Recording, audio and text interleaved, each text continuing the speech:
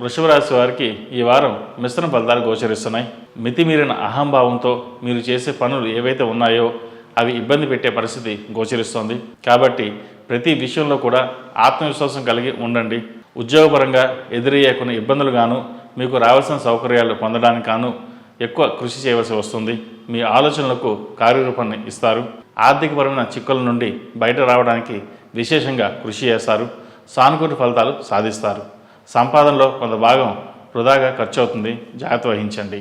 భాగస్వాముల మధ్య ఐకమత్యం లేకపోవడం వలన రావాల్సిన లాభాలు చేతికి అందవు. ప్రతి విషయాన్ని ఆర్థిక కోణంలో చూస్తారు. నైతిక విలువల కన్నా ఆస్తులో అంతస్తులకే ప్రాధాన్యతనిస్తారు. మిమ్మల్ని నమ్మి అప్పగించిన పనులను సమర్థవంతంగా చేయలేరు. సమర్థవంతంగా చేస్తామని గొప్పలు చెప్పుకోగలుగుతారు.